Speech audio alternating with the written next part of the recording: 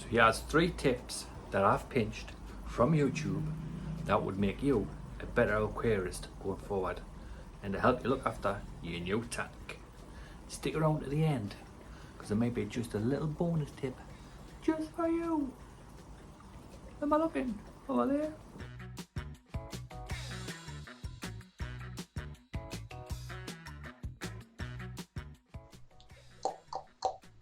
Tip number 1. Buy the biggest tank you can.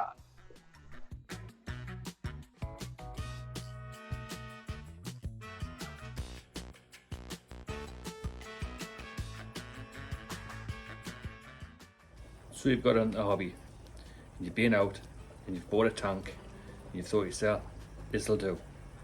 But then you've got it home, you've put it in the corner, and it looks too small.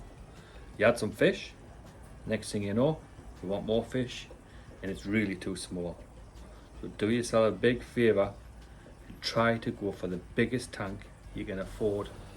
Like this 250 litre that I got off Facebook Marketplace for only £40 you can afford when you first start out. It'll save you a lot of heartache and a lot of expense in the long run for this one. Believe you me, I've been there. Now I know what you're thinking. What if I don't like the hobby after a week, Mel? Well, the bigger the tank you go for in the very first place, the better the resale it will be on that tank. A lot more people are looking for bigger tanks than a lot of people looking for smaller tanks. And it'll be easier to sell it on Gumtree, Craigslist, or Facebook Marketplace. So do yourself a favour, listen to Mal.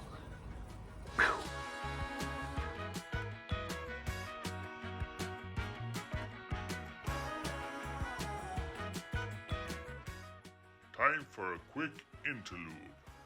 Here's my pet Tetras playing hide and seek. Please like and subscribe. Oh, come on, play hide and seek against that fish again. He'll always hide behind the rock where one turns his back. You are. And they'll all hide from this one. Turn your back. Right, hide. All you side, wait it. Come in. Bring it on. Tip number 2. Picking the right substrate to go into your tank.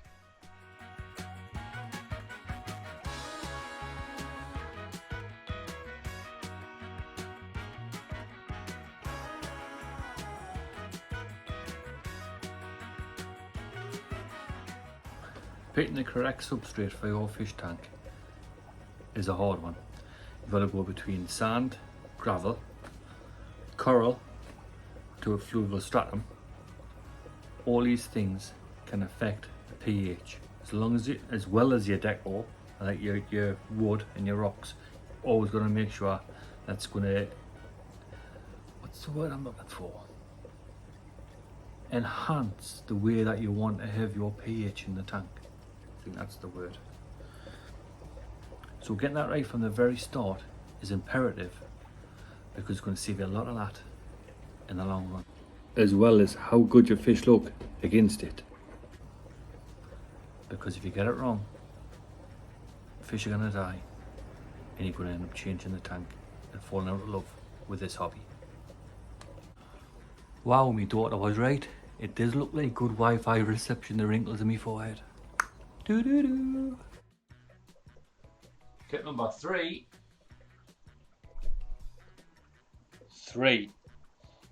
Get yourself a test kit.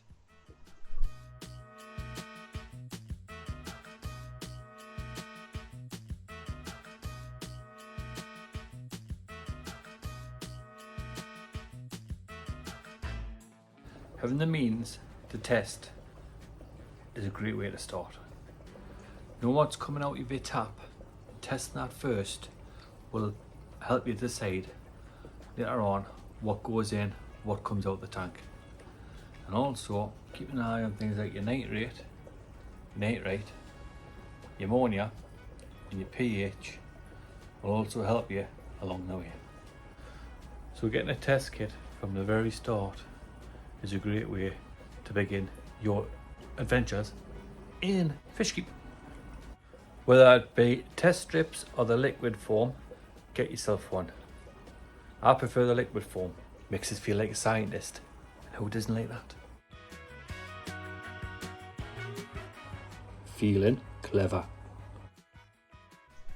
And if you've made it to the end, here's the promised bonus tip.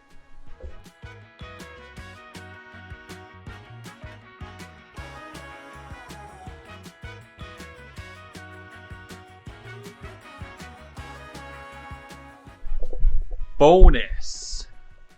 Get fish to match your water, not water to match your fish. It'll save you a lot of work in the long run.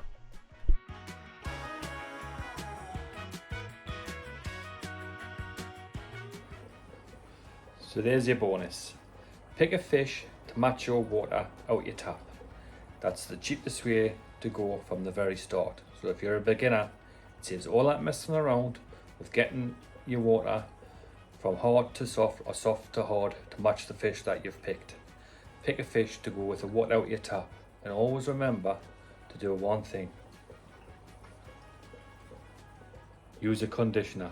Get rid of the chlorine, because I can guarantee you've got chlorine, chloramites in your water that you're going to need to get rid of before you put it in your tank. Otherwise, you'll burn the little gills with chlorine of your fish.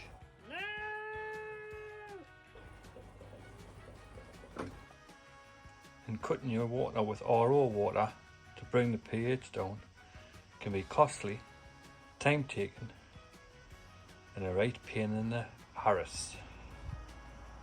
So do yourself a favour, match your fish to your water. So hopefully you've learned something.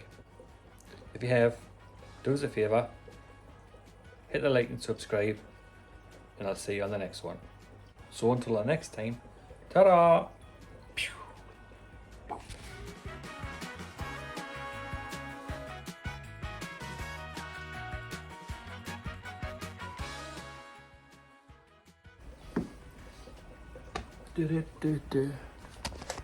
Right, I should be able to chop them up.